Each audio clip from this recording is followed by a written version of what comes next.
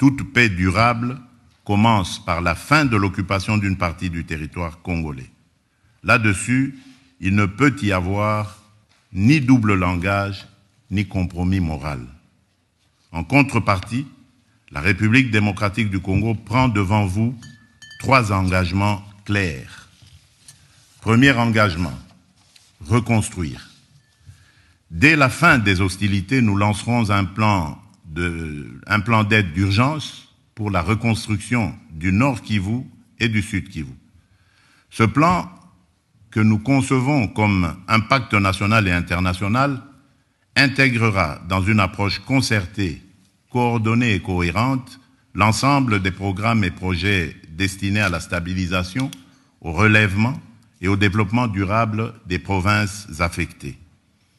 Il visera à mobiliser environ 5 milliards de dollars à l'horizon 2026 pour la réouverture des écoles, la réhabilitation des centres de santé, la reconstruction des routes, le rétablissement des services sociaux essentiels et le retour digne des personnes déplacées.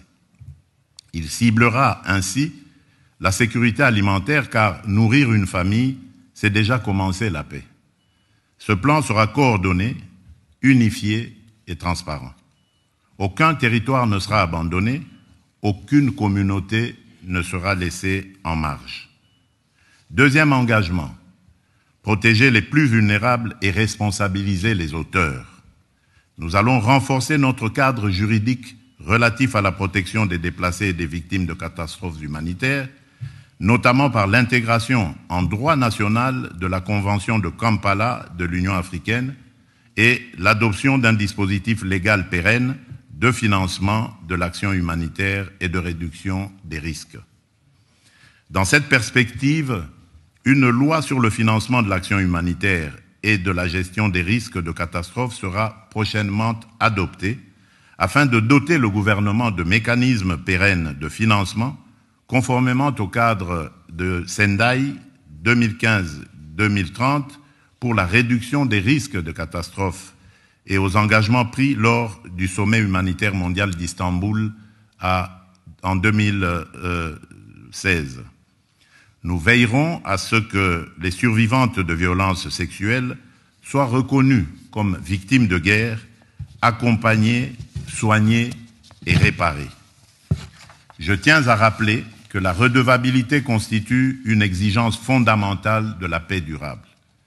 Les administrations parallèles instaurées par l'AFC M23, les violations graves des droits humains et les atteintes aux civils ne resteront pas impunies.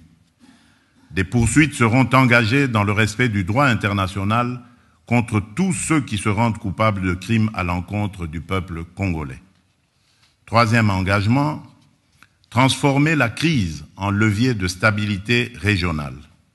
Nous ne venons pas seulement demander de l'aide humanitaire, nous venons défendre une vision politique.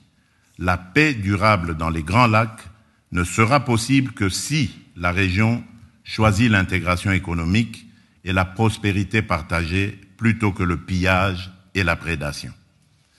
L'avenir de la région ne peut pas être fait de trafics transfrontaliers illégaux d'or, de coltan ou de cobalt, alimentant des groupes armés.